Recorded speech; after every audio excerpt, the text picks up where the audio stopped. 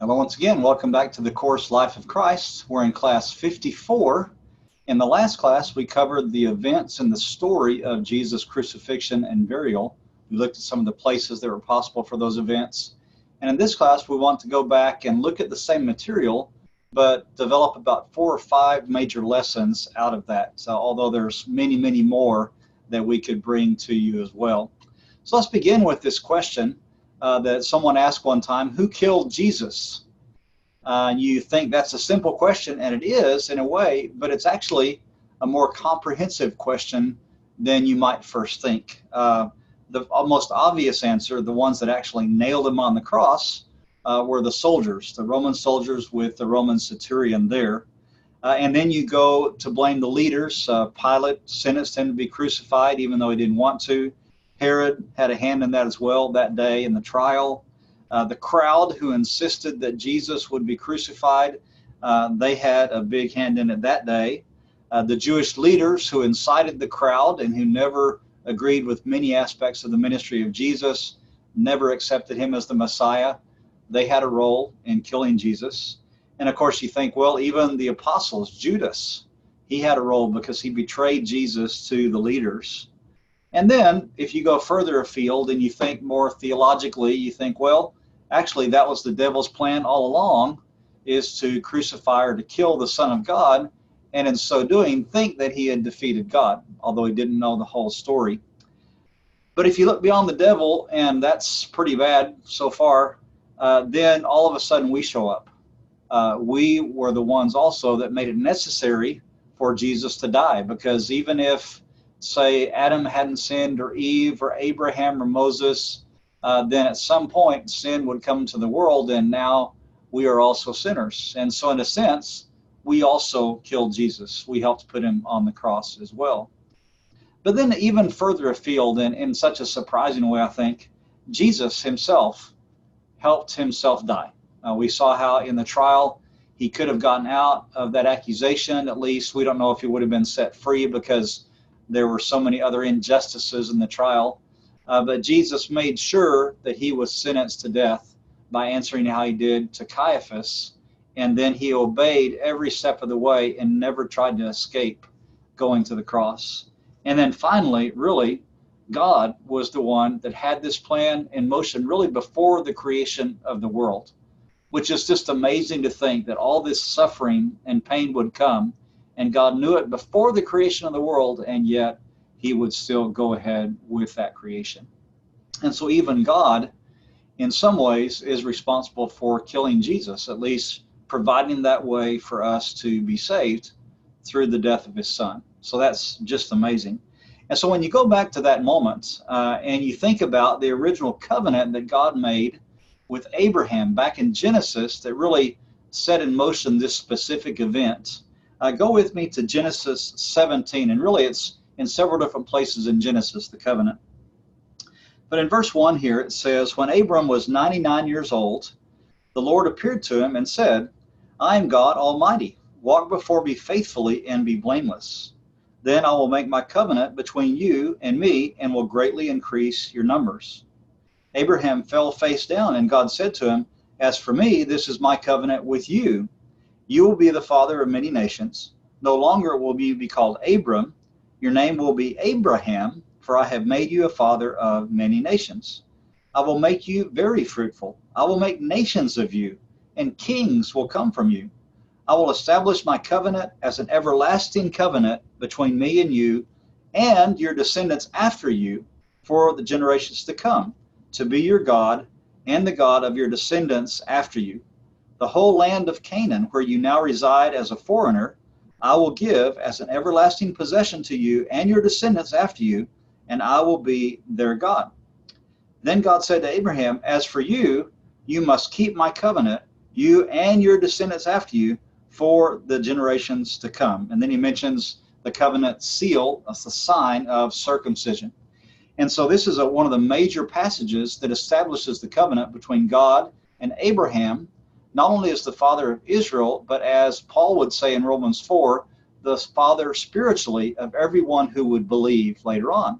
Because that was the main thing that Abraham did. He believed God and trusted him, and it was credited to him as righteousness. It says it several parts in the Bible.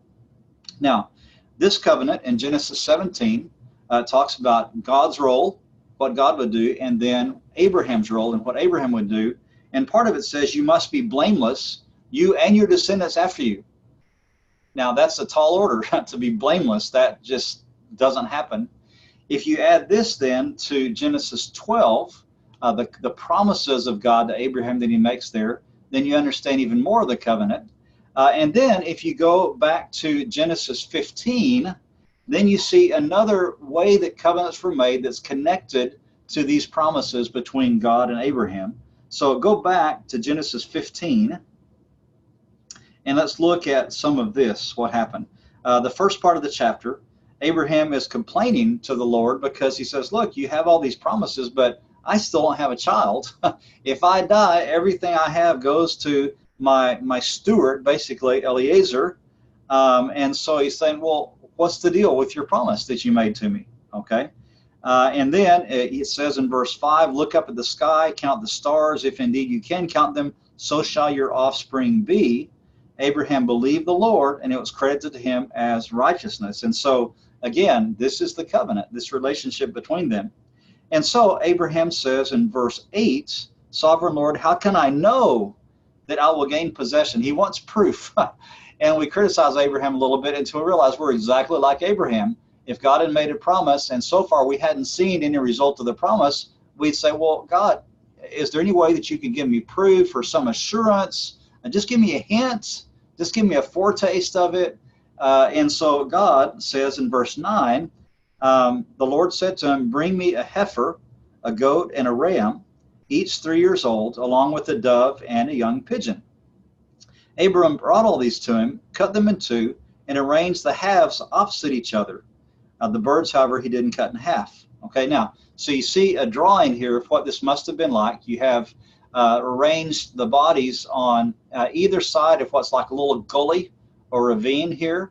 And so the halves of the bodies drain out the blood, and the blood comes down to the bottom of the gully and forms like a little river of blood. Okay? And this was a very common way to make covenants, either between nations or tribes or families back in those days, even for marriages. And in fact, this is still done in this way in some areas of the Middle East. Some people have gone over in this century or the last century, and they've seen these ceremonies take place in this fashion. And so this is something that the Jews and the early Christians reading would have understood completely what was happening here. Okay? And the interesting thing is that these 5 animals or birds are the 5 that are often offered in the temple through the rest of history from this point on. Okay? And so the idea is that this is how God is going to affirm this. Now, what happens? You're supposed to walk, both parties of the covenant are supposed to walk the blood path. They're supposed to walk through the blood that's collected at the bottom of the gully. Okay? Now, what happens then is that the party who is more important or more powerful then will take off his sandals and kind of lift up the skirt of his robe and then walk barefoot through the blood and seal the covenant, his part of the covenant with that. And then the lesser party of the covenant would do the same, would take their sandals off, lift up the skirt of their robe, then walk through barefoot the blood. And in essence, what they're saying is, if I don't keep my part of the covenant, then this is what you can do to me. You can kill me and walk in my blood. So it's a really serious thing. This is not something done lightly by anybody, especially if you're making the promise not only for yourself, but for others.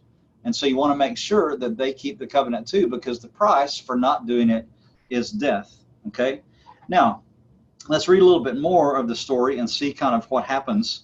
As the sun was setting, Abraham fell into a deep sleep, and a thick and dreadful darkness came over him. That's kind of a Jewish idiom for saying he became very frightened. He was terrified. Then the Lord said to him, know for certain that for 400 years your descendants will be strangers in a country not their own. And it goes on to talk about their time in Egypt. Okay.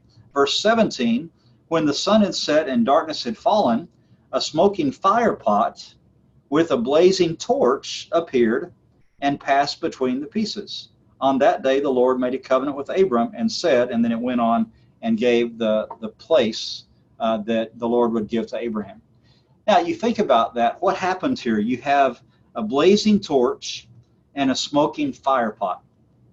Okay, so the animals are out there. They're bleeding. The blood has formed a little river. It's time for the parties to walk through the blood path.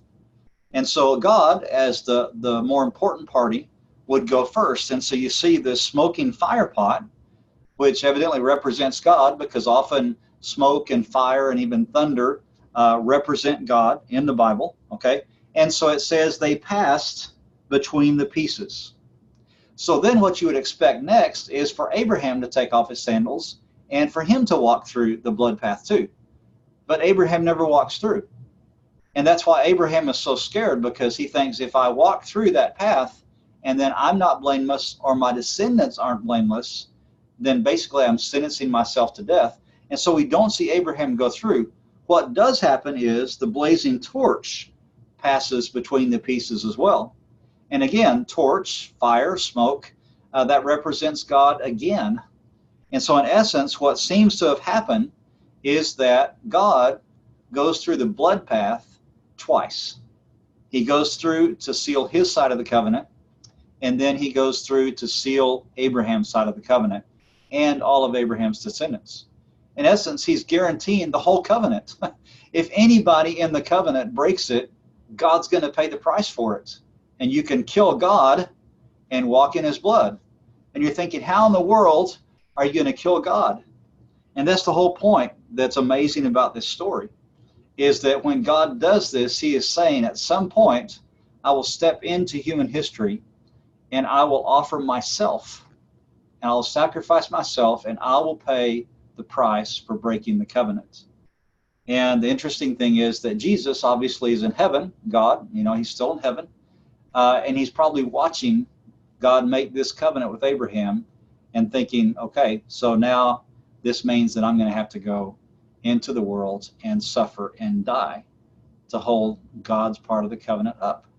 And God is willing to do that from before the beginning of time for us. That's just amazing. And so for the rest of the Old Testament, you have the Jewish people, according to the law, bringing all these animals, these 5 animals and birds, and they bring them to the tabernacle, then they bring them to the temple in Jerusalem when that's built, and they offer these sacrifices for sins, for different holidays, on the Sabbath days, or just daily sacrifices, just the normal sacrifices. And the purpose of these sacrifices the Jews offer is not to forgive the sins, because even in Hebrews they say, the blood of bulls and goats cannot forgive sins, right, permanently. Basically, when the Jews offer these sacrifices and they take the blood and they throw it against the altar, they're begging God to remember the promise that he made to Abraham and say, Lord, please remember your promise and pay this cost for us, because we know that we can't. Just like Abraham couldn't, we know that we cannot pay for this. We don't want to pay with our lives. You promised to pay this. Would you please remember your promise and do it? And they do this for hundreds of years until Jesus come. And they had no idea when God would keep his part of the promise, or how, evidently.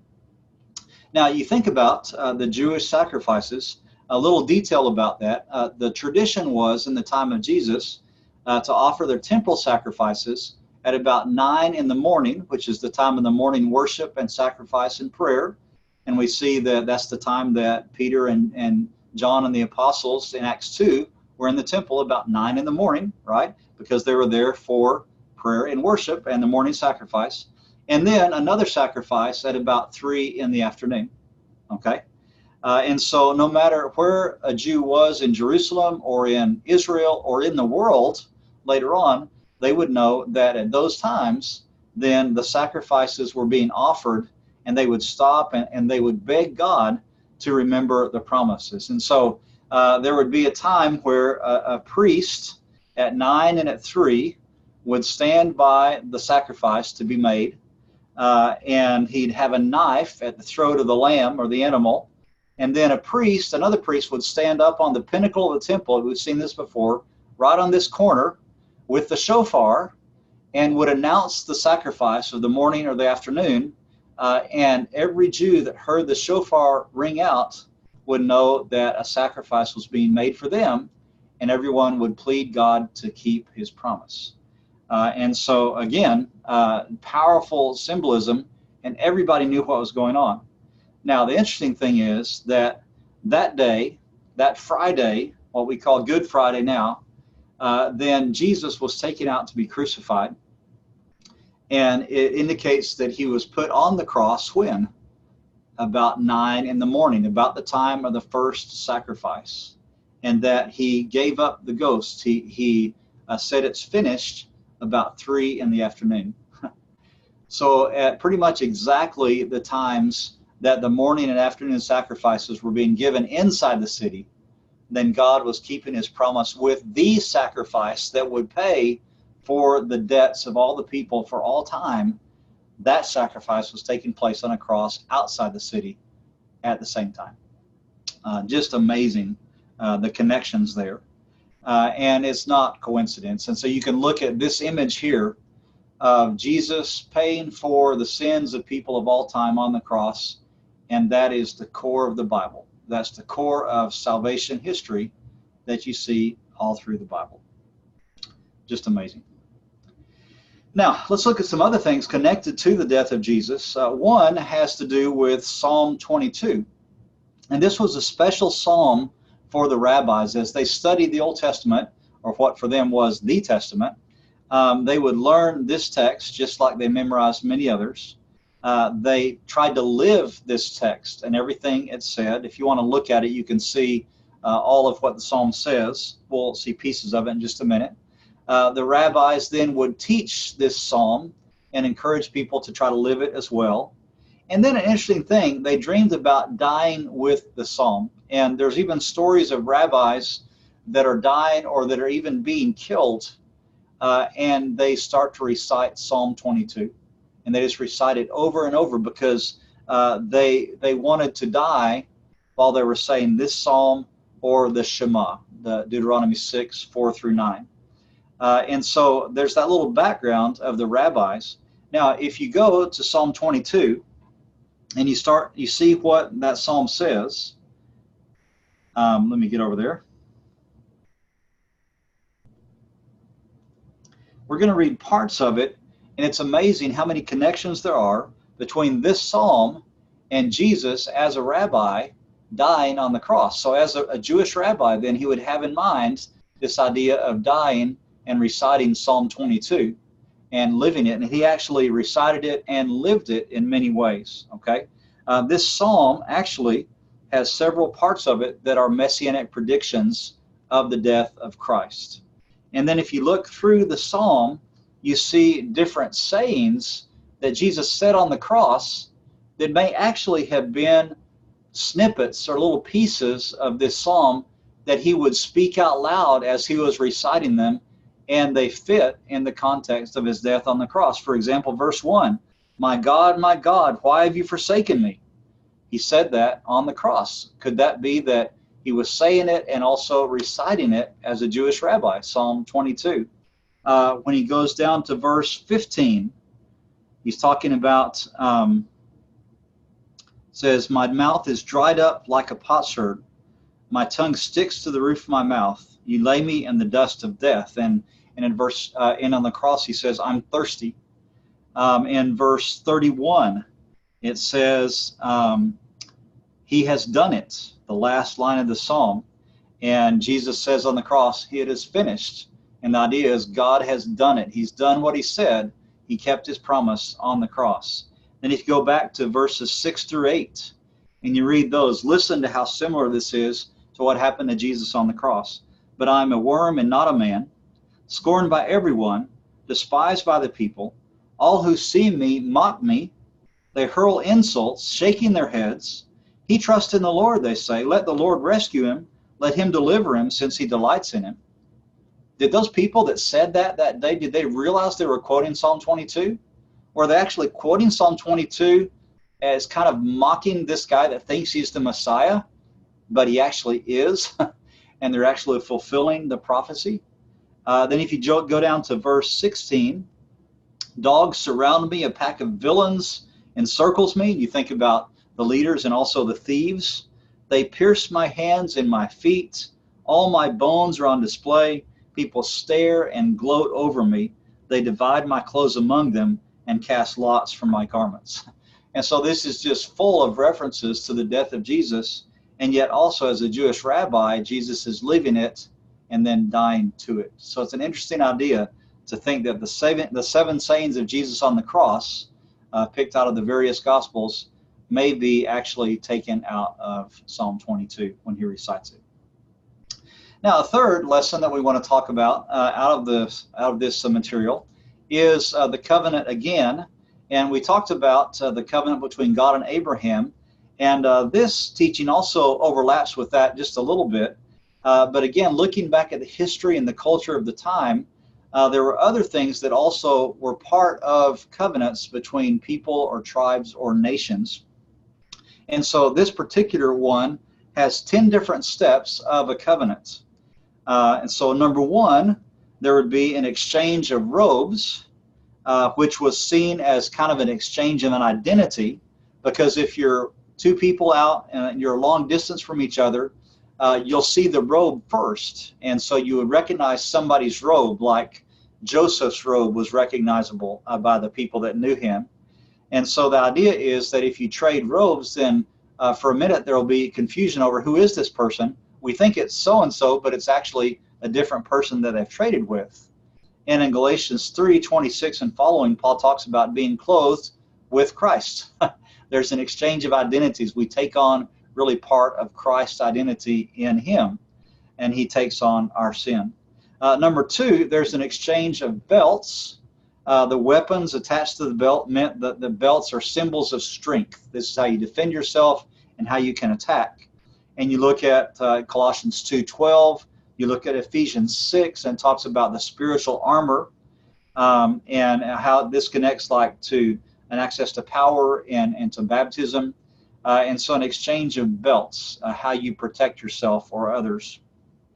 Number three, connected to that, there's an exchange of weapons, which symbolizes an exchange of enemies, so that when you make a treaty or a pact with someone, then you actually are giving him your enemies in a sense, and you're taking on his enemies. And you're saying, when any one of these enemies comes against one, they're coming against both of us. And so there's a promise that you would aid in the time of attack. And so again, one of the enemies that's mentioned is death, and Jesus overcame that enemy on the cross as well. Number four, the fourth step, there's a sacrifice, because always blood is required to cover sin and to reestablish a broken relationship. And we see that happening with Jesus and in really many cultures around the world at this time. Number five, there's the walk of death. And so that's what we just mentioned with the blood path. This was done in many different places for different reasons. Number six, often there was a mark on the body, usually on the wrist, and so that when you were greeting someone or trying to wave at someone, then you could see who this person was in covenant with by looking at their wrist as you greeted them. And so you know, if the affiliations they had were really strong, you'd know not to attack them, to remain civil with them. Okay. Number seven, there's a pronouncement of blessings and curses, and usually there'd be a little ceremony where they would face each other and pronounce what would happen if they kept the covenant or not. And we see this back in Deuteronomy, in chapters 27, 28, 29. You see where they remember the law, and then they say, if you keep this law, then these are the blessings that you'll receive. If you don't keep it, then here are the curses that you'll receive. And so you see, again, all of the blessings for following Jesus as well. Number eight, there would be a covenant meal, where after you came to the agreement and may have nailed down other aspects of the covenant, then you would sit at a table and you would share a meal and maybe even feed each other the first few bites, the idea of providing for each other. And as they would feed these bites, they would say, as you take this sustenance into your body, So you're taking in our covenant to be a permanent part of your nature from now until the day you perish. You think about what Jesus said in John 6, where he invites the Jews there into a covenant with him, and whoever eats this body and drinks this blood will live forever. The Jews understood that as covenant language, just like we're talking about here, because the covenant wasn't just a light promise. A covenant became part of who you were and what you did, and a part of your nature and your family, and it lasted forever. Just like every covenant we see in the Bible, in some way, is eternal, one way or another. Number 9, there would be an exchange of names sometimes. Partners would take in part of the name of the other person. And so one example that was given in this book where I read this, if Jamie Hemphill and Bill Smith were partners in a covenant, then afterwards they would be Jamie Smith Hemphill. In other words, Jamie would take the Smith into his name, and Bill Hemphill Smith. Bill would take Jamie's name as well. And if you look at different names in the Bible, this happens even with Abraham. It's Abram, and when he has this covenant with God, then he becomes Abraham. And the is out of the name Yahweh. So he takes on part of the name of God, and so he is Abraham.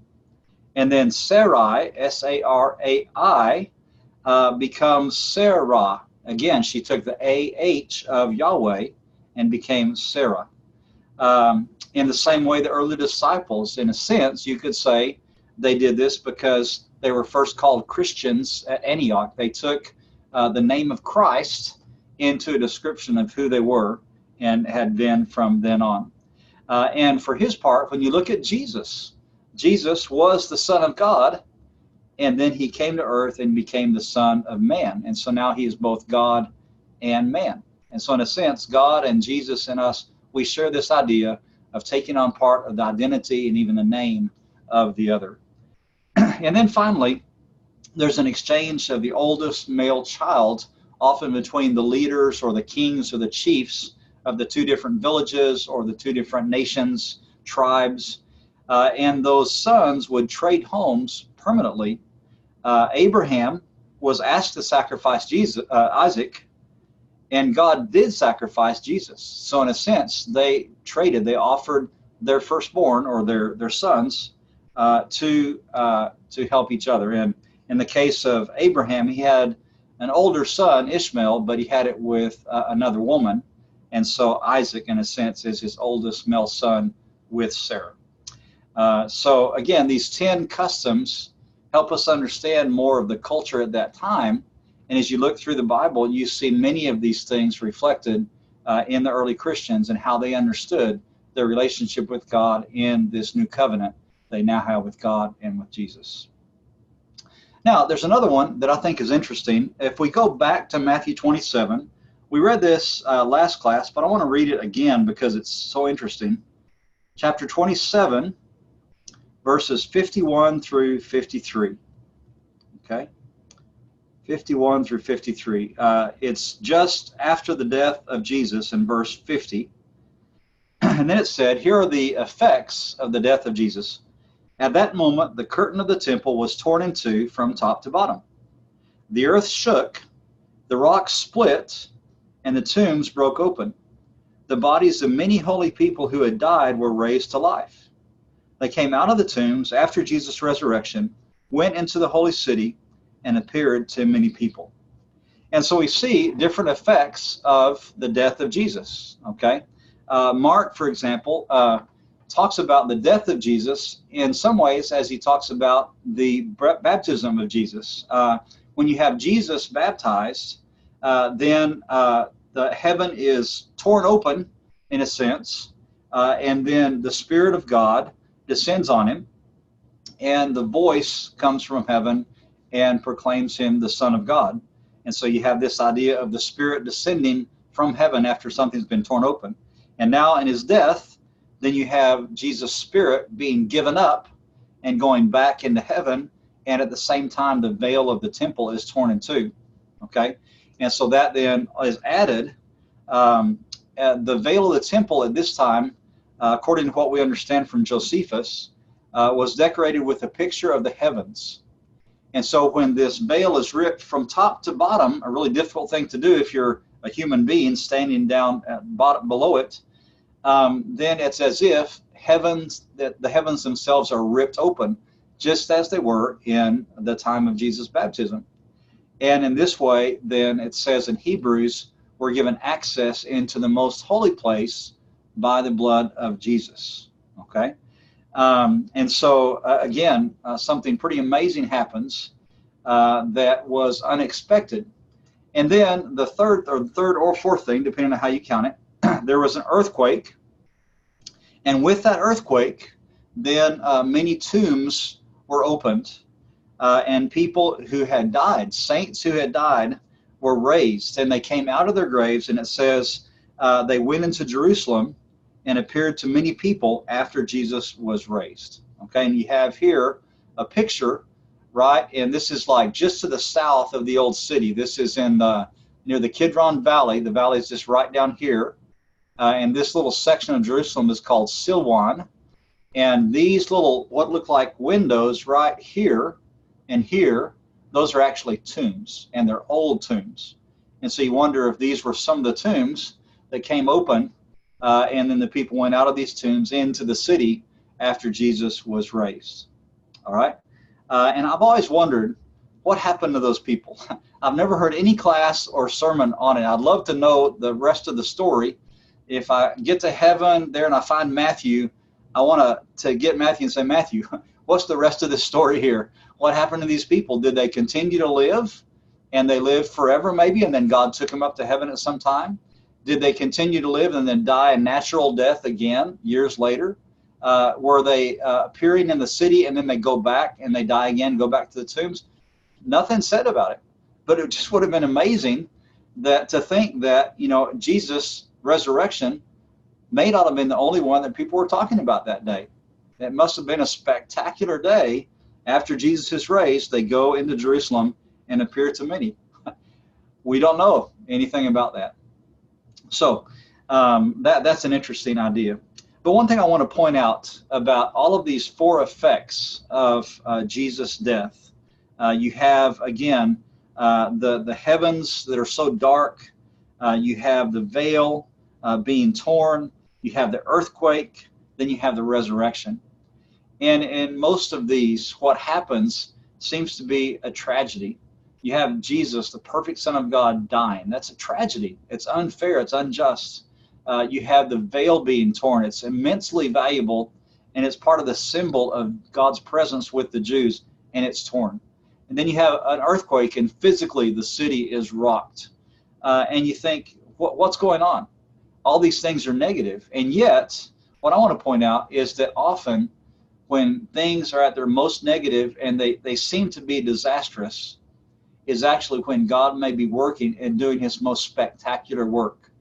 The death of Jesus, that's just an utter tragedy, is actually converted to complete victory because of what that accomplishes. And so God works through the tragedy and comes out with an even greater victory. And the same thing, the veil is destroyed, but we get access into the most holy place. Everyone, not just the high priest. And the earthquake. An earthquake's a disaster. And yet, because of that, there were resurrections, multiple resurrections, and people came out of the tombs. And so I want to suggest to you that that's the way God can continue to work today, and often does. That when we have terrible things happen to us, instead of looking at the tragedy and thinking everything is lost and it's never going to get better, look around at that very time and later and see, okay, now what is God going to do out of this that's even more amazing than what happened that was terrible? And you'll see, I think, that God often does things out of tragedy and despair and disaster that would never have happened in another way. And so, again, if we can teach ourselves to look at how God may be working in the middle of that and through that, then we'll have a completely different perspective of who God is and how he works. Just a few thoughts to think about.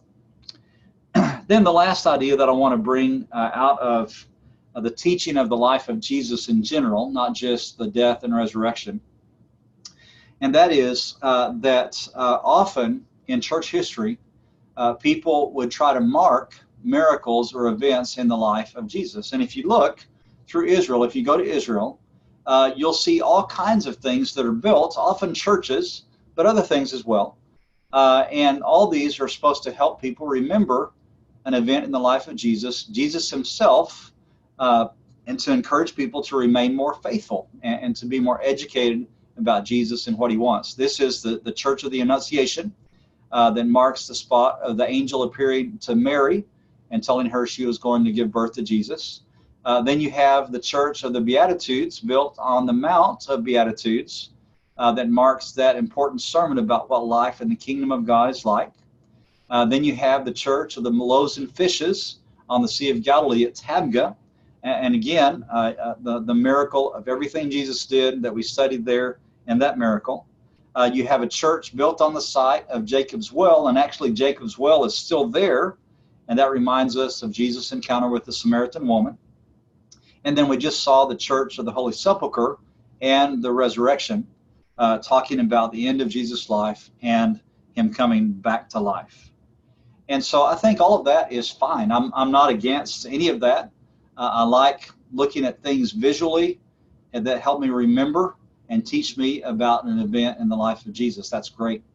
But that's not the only thing. And if you look at what Jesus did, you would think that perhaps Jesus might order something built in his memory, like many of the pharaohs did with the pyramids, or many kings do with palaces or cities, so that when they die, then the people will remember them and what they did. And sometimes that works, and sometimes it doesn't. The things fall apart, and nobody remembers anymore. But in the case of Jesus, we don't have one single thing that he built physically. We don't have anything that he built as a stonemason or a carpenter. We don't have any house of Jesus anywhere. There's no suggestion of it. There's nothing confirmed that Jesus made with his hands or that he commanded to be built physically. But what do we have? That when Jesus builds a church, he builds people. He builds his life into people, people who will confess his name, people who will obey him as their Lord. And then, as Romans 12 talks about, they offer their lives as a living sacrifice daily in following him. And so Jesus marks his work by changing lives. Paul mentions this in 2 Corinthians 3, verses 2 and 3. He says, "You yourselves are our letter, written on our hearts, known and read by everybody. You show that you are a letter from Christ, the result of our ministry." That's a living letter, written not with ink, but with the Spirit of the living God, not on tablets of stone, but on tablets of human hearts. And in contrast to churches and sculptures and artwork and cities that eventually fall apart and disappear, Jesus' work in people lasts forever. One preacher said one time, "You can be sure that your work will last forever if you take God's word and build it into God's people, because those things will last forever." And that's basically what Jesus did. And so this challenge comes then, you're a work of Christ. You are part of what God built, what Jesus built to left behind. And so the question is, how do you mark Jesus' work in your life? When people look at you, what do they see that Jesus has done in your life? Can they look at your marriage and tell that you are a Christian, that you're a work of Christ? When they look at your children, when they look at your brothers and sisters, when they watch you at your work, can they look into your lives and see the fruit of your lives that shows that Jesus has done a work in you? I'm confident that for many people that are watching this video, that Jesus has done wonderful work in you and that people can see it. That you're a living testimony, just like these buildings are testimonies. You're a testimony to the work of Christ. And really, as we mentioned with John 9 and the blind man, that's our best testimony. We can't maybe argue with people and convince them, but we can say, look, this is what I was like before. And then when Jesus came into my life, here's what he's helped me do. And here's the hope that I have because of what Jesus has done in me and for me. And that's really the most permanent work. And we'll be able to celebrate that forever. Hope these thoughts about the death of Jesus have been helpful, because they can really bless us in our spiritual growth. We'll see you next class.